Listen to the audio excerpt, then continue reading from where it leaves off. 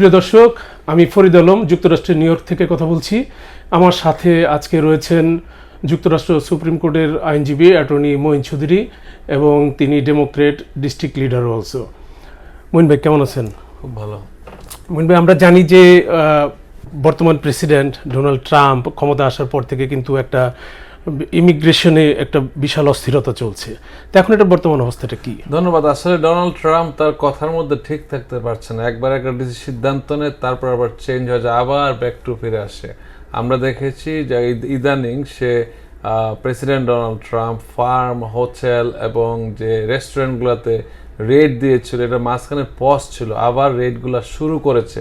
গত কিছুদিন আগে ডেনভার কানেকটিকাটে 12 জন অ্যারেস্ট করেছে, তার মধ্যে কোর্ট হাউসের খুব কাছে থেকে। সেগুলা হচ্ছে কি জনমনে খুব আতঙ্কের সৃষ্টি হচ্ছে। আপনারা জানেন এই দেশে আমেরিকার নাগরিক ছাড়া সবাই এখন আতঙ্কিত, সামহাও আতঙ্কিত। তবে লেকেন্স রাইলি অ্যাক্ট, যেটা নিয়ে আমি সবসময় কথা বলে আসছি, এটা ট্রাম্প ক্ষমতায় আসার পরে জানুয়ারি 29, 2025 এই আইনটা পাশ হয়েছিল। ডেমোক্রেট রিপাবলিকান বোথ হাউস এবং সিনেটে পাশ করেছিল, প্রেসিডেন্ট সাইন করেছে। কারণ একজন আনডকুমেন্টেডের হাতে একজন আমাদের লেকেন্সরি নামে যে খুন হয়েছিল। সো এইটাতে স্পষ্ট বলা আছে যে কি আনডকুমেন্ট যারা আছে তারা যদি অ্যাসল্ট, থেফট অথবা কোনো ধরনের ক্রাইমে জড়িত তাদেরকে কোনো বন্ড ছাড়া আটক করা যাবে। এই জিনিসটা খুব ভয়ের ব্যাপার এখন। তো সবাইকে আমরা অনুরোধ করবো, আপনারা যে যে অবস্থায় আছেন না কেন, ক্রাইম থেকে বিরত থাকবেন। আপনি হয়তো ফান করে কিছু করতে যাচ্ছে, কিন্তু it becomes very bad for you, harmful situation. আপনি তো সোশ্যাল মিডিয়াতে ওই বিষয়গুলো নিয়ে খুব সরব, আপনি বিভিন্ন পরামর্শ দিচ্ছেন। এনটিভি নর্থ আমেরিকাতে তো বটেই, সারা বিশ্বেই প্রবাসীদের কাছে একটা জনপ্রিয় চ্যানেল, আপনি জানেন। তো সেই ক্ষেত্রে এই যে মানে প্রবাসী বাংলাদেশি যারা রয়েছে এই দেশে, মানে তারা কি ধরনের প্রবলেম ফেস করছে বলে আপনি জানেন? প্রবাসী বাংলাদেশিদের একটা বৃহৎ অংশ আছে যারা আমেরিকাতে অ্যাসাইলাম সিকার। 3টা ক্যাটাগরি। একটা হচ্ছে যারা অতীতে এসেছে, তারা সিটিজেন হয়ে গেছে। একটা ক্যাটাগরি আছে যারা গ্রিন কার্ড নিয়ে আসছে ফ্যামিলি। আর একটা ক্যাটাগরি আছে যারা অনেকে আসার পরে মানে অ্যাসাইলাম সিক করে, তাদের কেস এখনো পেন্ডিং আছে। যাদের পেন্ডিং আছে তারা এখন ভয়ে আছে, একটা ভয় হচ্ছে তাদের কি হবে কি হবে না। তবে সবাইকে আমরা সবসময় অনুরোধ করি, আপনারা বি ট্রুথফুল। যদি অ্যাড্রেস আপনার যেখানে থাকুক না কেন, সঠিক জায়গায় থাকবেন, কোনো ফেক ইনফরমেশন ইউজ করবেন না। এটা হিতে বিপরীত হচ্ছে। এবং যেই ভিসায় আসছেন, যদি গ্রিন কার্ড নিয়ে আসেন, শর্তগুলো পূরণ রাখবেন।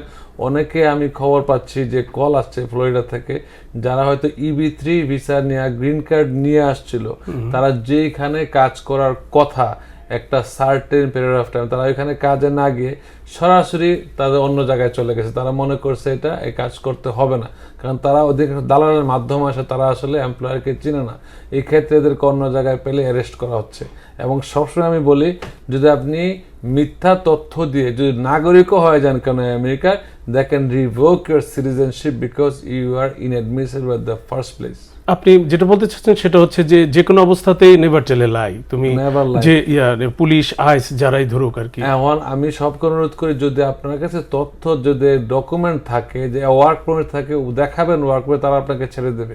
কিন্তু আপনি যদি মিথ্যা তথ্য দেন, একসময় আপনি নাগরিক না বললেন নাগরিক, তারা যদি খুঁজে পায় যে আপনি আসলে মিথ্যা তথ্য দিচ্ছেন, ফেডারেল এমপ্লয়ির কাছে, ফেডারেল যে ল এনফোর্সমেন্ট তাদের কাছে যদি আপনি মিথ্যা তথ্য দেন, এটা এক ধরনের ক্রাইম, এটার জন্য অ্যারেস্ট করতে পারে। আরেকটা জিনিস আপনাকে জানতে চাই যে আমার জানা মতে অনেকেই যারা বাংলাদেশ ভ্রমণের ইচ্ছা ছিল, গত ঈদেও আমরা দেখেছি অনেকেই তাদের সফর স্থগিত করেছে। শুধু বাংলাদেশ না, অন্য দেশেও তারা যাচ্ছে না। এটা কি যুক্তিযুক্ত? এটা ঠিক আছে? আমি বলবো, আমি আমার সোশ্যাল মিডিয়ায় বলছি, অতীতে যা শুনেছেন অনেকে প্যানিক হয়ে যায়। আমি বলি, আপনারা ভয় না পেয়ে সতর্ক হন। সতর্ক আর ভীতি কিন্তু এক না। আপনি সতর্ক থাকবেন। যারা বৈধভাবে আমেরিকায় এসেছেন, বৈধভাবে গ্রিন কার্ড পেয়েছেন, কোনো ধরনের ক্রাইম নাই, তারা অবশ্যই নির্দ্বিধায় নিঃসন্দেহে স্বল্প সময়ের জন্য দেশের বাইরে ঘুরে আসতে পারেন গ্রিন কার্ড নিয়ে। তাতে আপনার কোনো সমস্যা হওয়ার কথা না। কারণ গ্রিন কার্ড হচ্ছে আপনার বৈধ অধিকার, এটার মাধ্যমে আপনি সব দেশে ঘুরে আসতে পারেন। যেসব দেশে আপনার ভিসা লাগে ভিসা নিয়ে যাবেন, কিন্তু আপনার ভয়ের কারণে যে আপনাকে আটকে দেবে। হ্যাঁ, যদি আপনি প্যাটার্ন হয় যে আপনি এভরি 6 মান্থ দেশে আমেরিকার বাইরেই থাকেন, then they can stop you at the airport. কিন্তু আমরা এরকম অনেক খবর জেনেছি যে ইউরোপিয়ান নাগরিক, তারপরে পাকিস্তানের নাগরিক, বাংলাদেশের এরকম রয়েছেন, কেউ কেউ আসতে চেয়েছেন, তারা ঢুকতে পারেননি, আবার কেউ গিয়েছেন হয়তো আসতে পারছেন না। ঢুকতে পারেন না, এক্ষেত্রে যারা অ্যাসাইলাম প্রার্থীরা যারা গ্রিন কার্ড পেয়েছে তাদের নিজ দেশে যেতে অনেক বাধার বিপত্তি থাকে, কারণ হচ্ছে তারা বলেছে যে তার নিজ দেশে তার সমস্যা, জন্য তাকে এই দেশের সরকার থাকতে দিয়েছে, সব সুবিধা দিচ্ছে এবং গ্রিন কার্ড দিয়েছে। তাদেরকে যদি প্রশ্ন করে যে দেশে তুমি কেমন ছিল, যদি বলেন যে দেশে সব কিছু ভালো, কোনো সমস্যা ছিল না, আপনি 6 মাস 1 বছর চলে আসে, that means your conditions is better now. So এক্ষেত্রে আপনার সমস্যা নাই। এক্ষেত্রে অফিসারদের ডিসক্রিপশনের পাওয়ার আছে, তারা অনেক কিছু করতে পারে। তো আমরা সবসময় বলি যে সতর্ক থাকবেন এবং আপনার যে অ্যাটর্নির মাধ্যমে গ্রিন কার্ডটা পেয়েছে তার সাথে যোগাযোগ করবে। আমার সাথে যোগাযোগ করতে পারি না, যে তার অ্যাটর্নির মাধ্যমে। যদি অ্যাটর্নি আপনাকে স্যাটিসফ্যাক্টরি অ্যান্সার দিতে না পারে, you can go for second opinion with pay. মানে এটা আপনি বলতে চাচ্ছেন যে তার যে আইনজীবী তার সাথে সে কানেক্টেড থাকে, যোগাযোগটা রাখে, সতর্কতা অবলম্বন করে, কখন কোন ধরনের ভয় না পেয়ে সতর্ক থাকতে হবে, মানে সে কোনো ধরনের কোনো চিঠি পেলো কিনা, কোনো ফোন পেয়েছে কিনা, এই ধরনের বিষয়গুলো নিয়ে, তাই তো? আচ্ছা, আমরা আরেকটা জিনিস জানতে পারছি যে এই অস্থিরতার মধ্যেই কিন্তু ইমিগ্রেশন নিয়ে অনেক ধরনের প্রতারণা হচ্ছে, EB1 EB3 বা ভিসা করিয়ে দিবে বাংলাদেশ থেকে, এই বিষয়গুলো নিয়ে কিছু বলবেন আপনি? ধন্যবাদ। এই বিষয়গুলো অনেক আগে থেকে চলে আসছে, কিন্তু আমি সবাইকে অনুরোধ করব আপনারা যাচাই বাছাই করবেন, কারণ টাকা পয়সা দিয়ে যদি আমি যখন দেশে যাই তখন অভিযোগটাই পাই বেশি যে এত 15 লাখ টাকা 20 লাখ টাকা দিয়েছে, এখন এটার কোনো খবর নাই, তারা খুঁজে পাওয়া যাচ্ছে না। এইসব প্রমিস আপনারা শোনার আগে কারো কাছ থেকে ভেরিফাই করবেন। শুধু অনলাইনে শুধু মুখরোচক বা দৃষ্টি নন্দিত যে আপনারা ওয়েবসাইট দেখেই কারো কাছে টাকা দিয়ে দেবে, এমনটা যেন না হয়, কারণ আপনার সবার শান্ত হওয়া এইখানে আসার পরে বুঝবেন না। অনেকে আছে আপনার লেবার সার্টিফিকেশন ফাইল করার পরে মনে করে গ্রিন কার্ড হয়ে গেছে। না, labour certificate has nothing to do with US immigration. Labour certificate হচ্ছে পূর্ববর্তী ধাপ। সো এটার থেকে অনেকে টাকা পয়সা নিয়ে যাচ্ছে। আমি সবাইকে অনুরোধ করবো একটু সতর্ক হন এবং নিজে জানুন, এবং না জানলে জানার সুবিধা ভেরিফাই, যারা যুক্তরাষ্ট্রে অবস্থান করে তাদের সাথে ফোনে কথা ভেরিফাই করুন। অনেকে আমাদের দেশে দেখি যে তাদেরকে যদি বলা হয় আপনি কনসালটেশন ফি দিয়ে কথা বলেন, তারা বলে কনসালটেশন ফি আমি তো 20 লাখ টাকা দিতে রাজি। তাহলে 20 লাখ টাকা দিবেন কেন? আগে আপনি বুঝেন যে আপনি কোয়ালিফাই করেন কিনা উইথ প্রপার ডকুমেন্টেশন, এছাড়া আপনি টাকা দিবেন কেন? বাংলাদেশের পক্ষে মনে করে দালালকে টাকা দিলে মনে হচ্ছে চলে যাবে। আপনার কাছে আরেকটা বিষয়, এটা খুবই, আমি অনেকগুলো ফোন পেয়েছি যে ঢাকাতে একটা ব্যবসার মতন হচ্ছে যে অ্যাওয়ার্ড দিয়ে, যে অ্যাওয়ার্ড আপনি পেলে, আপনি একটা বই লিখলে বা কিছু করলে, আপনি সাংবাদিক হলেই আপনি এখনো যুক্তরাষ্ট্রে গেলে আপনি অ্যাসাইলাম পেয়ে যাবেন। এখন সেই অবস্থাটা কি আছে? ধন্যবাদ। অ্যাওয়ার্ডের সাথে অ্যাসাইলামের সম্পর্ক নেই।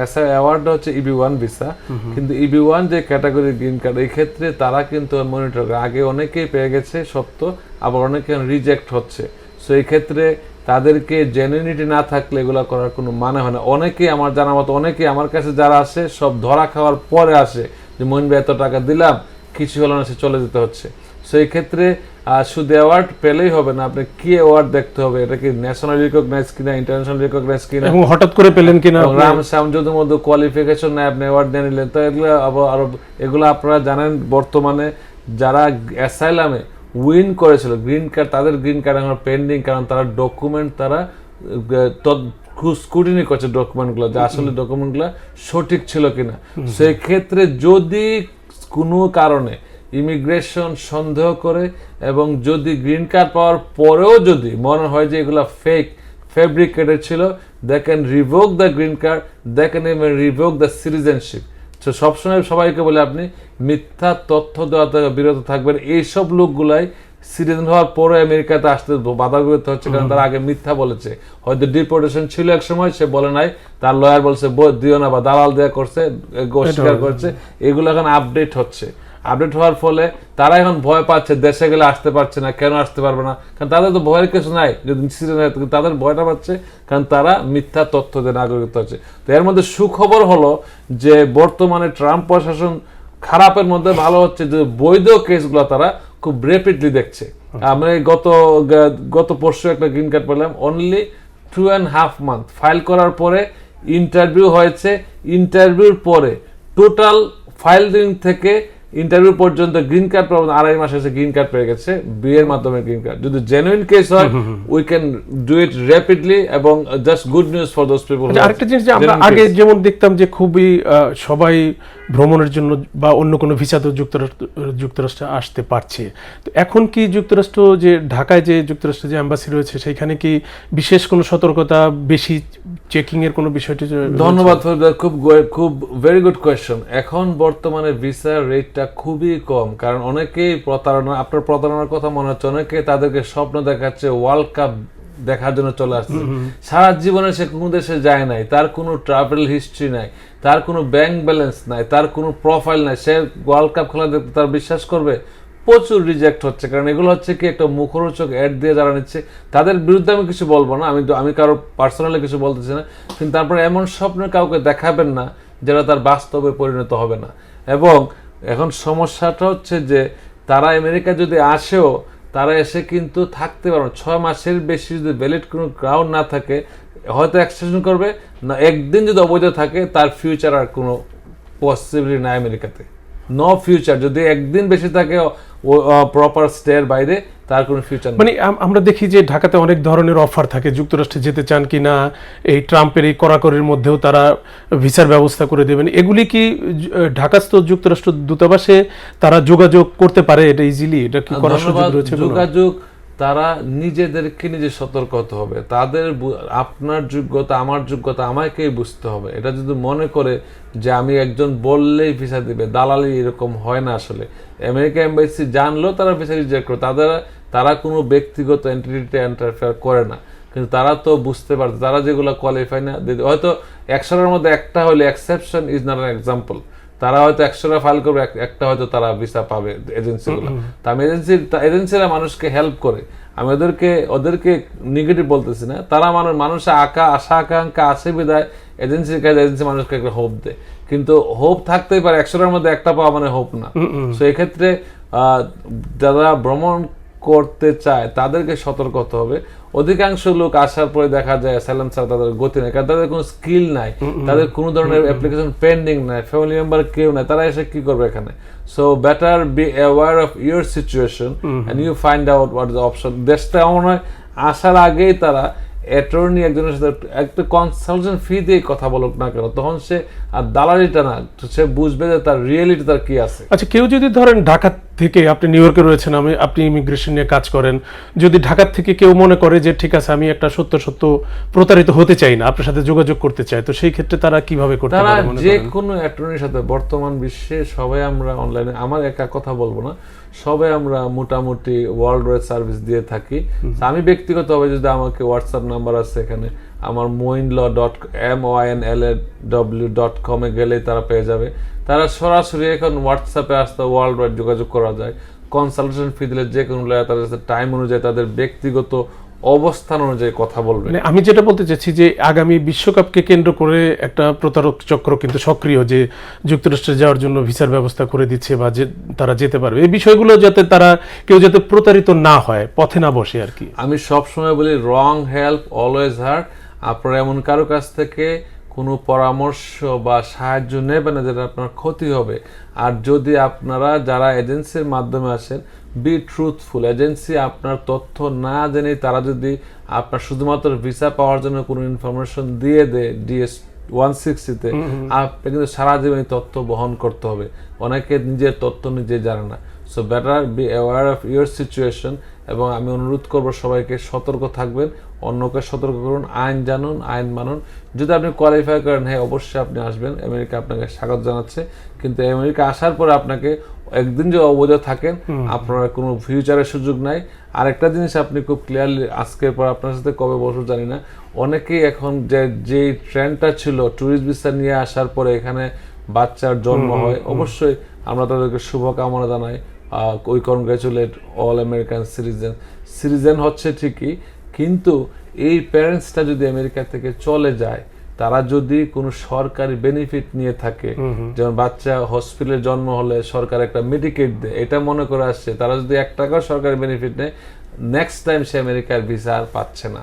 এটা আগেও ছিল, এখনো পাচ্ছে না, কিন্তু এটা রেশিও বাড়ছে। এটা খুব স্ট্রিক্ট এখন, যে তারা বাচ্চার জন্ম হলে যে সরকারি কোনো বেনিফিট নেই এই বাচ্চার জন্য, মানে গর্ভবতী থাকা অবস্থায় মায়ের ট্রিটমেন্ট বা গর্ভবতী অবস্থায় যে বাচ্চার জন্মের যে কাহিনীগুলো আছে, তো এই ক্ষেত্রে সে কোনো ধরনের ভিসা তার রিনিউ হবে না, যেহেতু সে পাবলিক বেনিফিট নিচ্ছে। আবার এই ক্ষেত্রে গুড থিং হচ্ছে একটা, যদি কেউ যদি এখানে জন্মের সময় আমাদের ডাক্তারের ভুলে বা হসপিটালের বাচ্চার যদি কোনো রকম ক্ষতি হয়, নিউরোলজিক্যাল ড্যামেজ হয়, আর্টস পজে, সেরিব্রাল পজে, ব্রেন ড্যামেজ, সেটাও লাভবান হবে না, সেটা কিন্তু আমরা কেস করি। ও আচ্ছা আচ্ছা, সেটা আমরা কেস করে $1 মিলিয়ন ওয়ার্থ অফ ড্যামেজ, মানে ক্ষতিপূরণ যদি ক্ষতি হয়। আমাদের আমেরিকার মতো দেশ বিশ্বের কোথাও না, আমি সবসময় বলি। আমি একবার থাইল্যান্ডে গেলাম, অসুস্থ হলাম, তারা বলে কি যে তোমার টাকা আছে, আমরা টাকা আমার হোটেল আছে, হোটেল থেকে টাকা দিয়ে নিয়ে আসা, আমার লোক সাঁতার পাঠায়। কিন্তু আমেরিকা বলে চিকিৎসা আগে, তোমরা বাঁচো, তারপরে যা হোক দেখা যাবে। ল্যান্ড অফ অপরচুনিটি, এবং এটাকে বলে যে এটা হ্যাভেন টাইপের আর কি। যাই হোক, ভাই আপনাকে ধন্যবাদ যে আপনি অনেক সময় দিয়েছেন, অনেক মূল্যবান পরামর্শ এবং মতামত দিয়েছেন। ধন্যবাদ বিষয় নিয়ে আসার জন্য। Thank you. প্রিয় দর্শক, আজকের মতো আমরা এখানে শেষ করছি। আপনারা শুনলেন যে অ্যাটর্নি মঈন চৌধুরী অনেক গুরুত্বপূর্ণ কথা বললেন। সুতরাং এই যে আগামীতে বিশ্বকাপ ফুটবল হচ্ছে বা অন্য কোনোভাবে কেউ প্রতারিত হবেন না। প্রতারিত হওয়ার আগে আপনারা ভালো করে খোঁজ খবর নিয়ে তারপরে আপনি ব্যবস্থা করবেন। আপনি যদি যুক্তরাষ্ট্র ভ্রমণ করার জন্য উপযুক্ত হন, অবশ্যই আপনি এটা ভিসা অফিসার সেটা দেখবে এবং আপনি ভিসা পেতে পারেন। কিন্তু কারো কাছে টাকা দিয়ে, কারো প্রলোভনে পড়ে নিজের ক্ষতি নিজে করবেন না। সবাই ভালো থাকুন। ধন্যবাদ সবাইকে।